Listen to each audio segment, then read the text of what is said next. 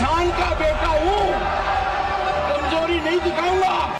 अब ये आवाज संसद में नहीं गूंजेगी। भारत के 14वें उपराष्ट्रपति जगदीप धनखड़ ने कल रात अपने पद से इस्तीफा दे दिया। किसानों के मुद्दे पर देश के कृषि मंत्री को सुनाने वाले, खुद वकील होते हुए सुप्रीम कोर्ट की टिप्पणियों पर सवाल उठाने वाले जगदीप धनखड़ का सियासी सफर काफी रोमांचक रहा।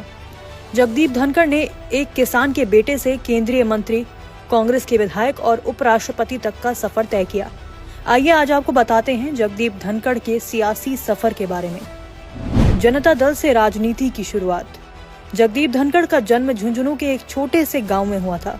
जगदीप के पिता एक किसान थे। धनखड़ ने कानून की पढ़ाई करने के बाद सुप्रीम कोर्ट में वकालत की। वकालत के दौरान ही जगदीप का मन राजनीति में लगने लगा।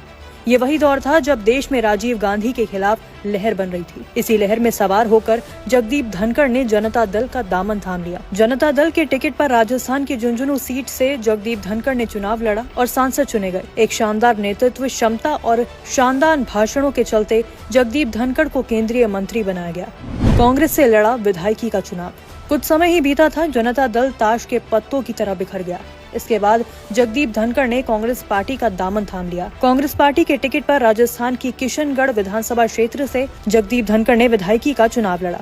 हालांकि कांग्रेस के साथ जगदीप धनखड़ की बहुत दिनों तक नहीं बन पाई। 5 सालों तक विधायकी पूरी करने के बाद जगदीप बीजेपी में शामिल हो गए। बीजेपी के पावरफुल नेता। बीजेपी में शामिल होने के बाद जगदीप की राजनीति परवान चढ़ने लगी। जगदीप ने लंबे समय तक भाजपा कार्यकर्ता के तौर पर काम किया और बीजेपी की नीतियां बनाई। पार्टी प्रवक्ता और सलाहकार के तौर पर जगदीप धनखड़ को पार्टी ने कई जिम्मेदारियां सौंपी। साल 2009 में भारत सरकार की सलाह पर जगदीप को पश्चिम बंगाल का राज्यपाल बनाया गया। पश्चिम बंगाल का राज्यपाल बनने के बाद जगदीप धनखड़ को पूरे देश में अलग पहचान मिली। कई बार जगदीप धनखड़ और पश्चिम बंगाल की मुख्यमंत्री ममता बनर्जी आमने सामने आ जाते थे। जगदीप पर ममता बनर्जी की सरकार ने संवैधानिक मान्यताओं को तार-तार करने का आरोप भी लगाया था। उपराष्ट्रपति पद तक का सफर। पश्चिम बंगाल में शानदार कार्यकाल पूरा करने के बाद भाजपा ने जगदीप धनखड़ के कंधों पर एक और बड़ी जिम्मेदारी सौंपी। ये जिम्मेदारी थी भारत के उपराष्ट्रपति पद को संभालने की। साल 2022 में एनडीए ने जगदीप धनखड़ को अपना उपराष्ट्रपति उम्मीदवार बनाया।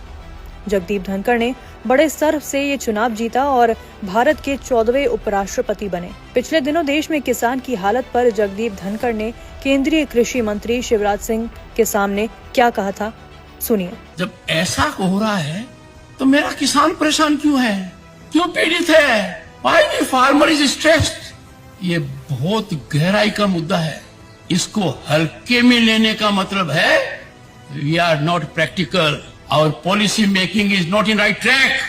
कौन है वो लोग कहते हैं कि अपने किसान को उसके उत्पाद की उचित मूल्य दे देंगे, तो मुझे समझ में नहीं आता कोई पहाड़ गिरेगा। किसान अकेला है जो ऐसा है,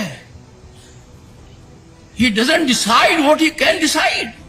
कृषि मंत्री जी, एक एक पल आपका भारी है।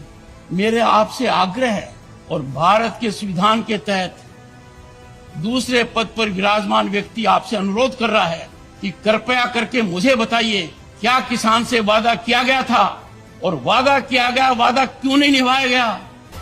लेकिन कल रात भारत के उपराष्ट्रपति जगदीप धनखड़ ने स्वास्थ्य कर्म का हवाला देते हुए अपने पद से इस्तीफा दे दिया। अब सबसे ज्यादा चर्चा इस बात की हो रही है कि आखिर भारत का अगला उपराष्ट्रपति कौन होगा।